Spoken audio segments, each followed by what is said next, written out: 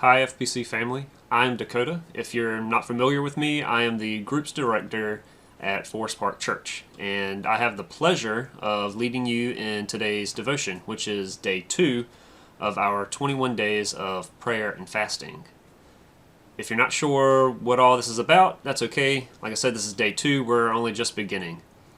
We're basically just taking 21 days here at the beginning of the new year to refocus our hearts and minds on God. We're doing that by choosing things that distract us or consume our time and fasting from them for 21 days.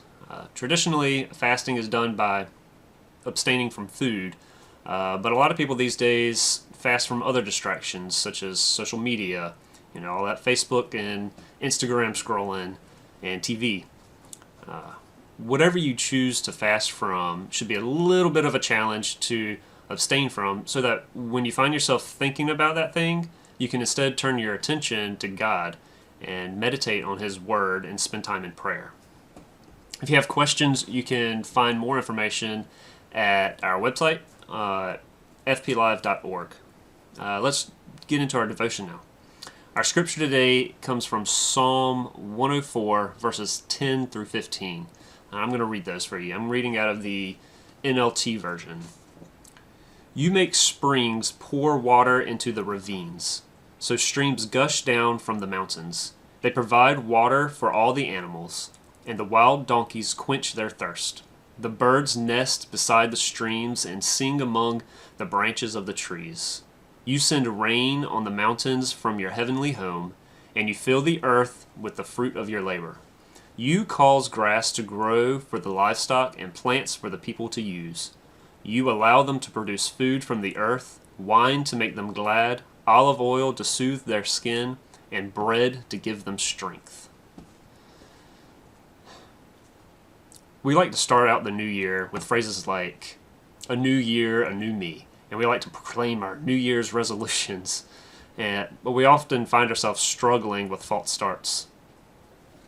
It's hard to become excited about a new year when we remember all of the baggage that we're still dragging behind us from last year. The new year didn't magically fix all of those broken relationships, or finish that work we left undone at the end of the year, or pay off all those bills hanging over our heads. But the psalmist here reminds us to look past ourselves, past all of our challenges and stressors, and see this beautiful creation that God has made, and remember that He's provided from the very beginning, and He'll continue to provide for us. I mean, look at that. He says, you caused the grass to grow up, and you allowed the things to make us glad, the wine, the oil to soothe our skins, and the bread to give us strength. Those are things that God did, and He's still doing. And this should make us rejoice and find joy in Him. There's comfort in knowing that we will be provided for. I encourage you to take a few minutes today, read the whole psalm, all of 104, and meditate on it throughout the day. Let me send you off with a prayer. God, we're taking these 21 days to refocus our hearts and minds on You. But we often find it hard to see past our current struggles and remember the good that You have done and are still doing around and through us. I pray that You help open our hearts and eyes a bit so that we can see You move and find joy through You and in our every circumstance. Amen.